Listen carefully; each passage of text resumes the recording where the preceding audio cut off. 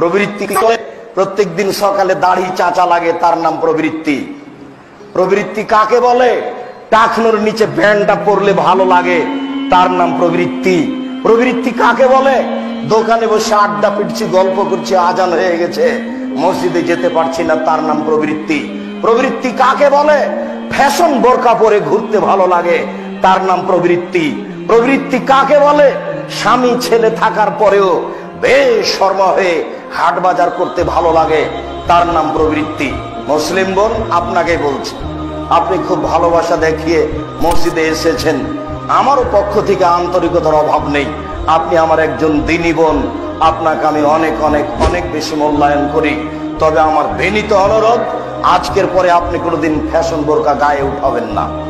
কথা আপনি রক্ষা করুন, আপনার জন্য ভালো হবে। ঢিলা ঢালা বোরকা পরবেন।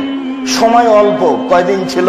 সেদিন ছিলেন 15 বছর, আজ দেখছেন 40 বছর, আবার দেখবেন 60 বছর, আর সময় নেই, দেখতে সময় নেই।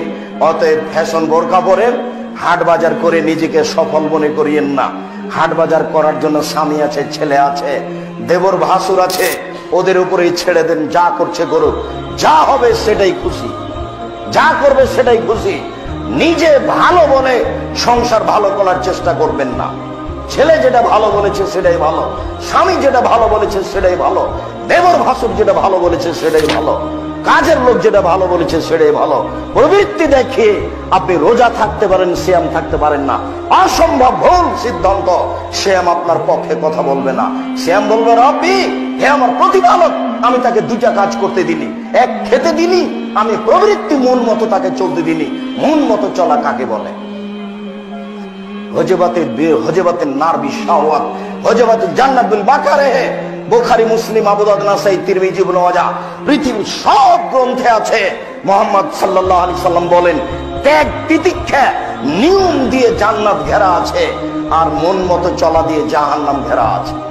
মন মতো চলে যারা জাহান্নামে যাবে তারা, প্রবৃত্তি অনুযায়ী চলে যারা জাহান্নামে যাবে তারা। মনের ইচ্ছা দ্বারা জাহান্নাম ঘেরা আছে, নিয়ম নীতি দ্বারা জান্নাত ঘেরা আছে। এ কথা মুহাম্মদ সাল্লাল্লাহু আলাইহি সাল্লাম বলেন।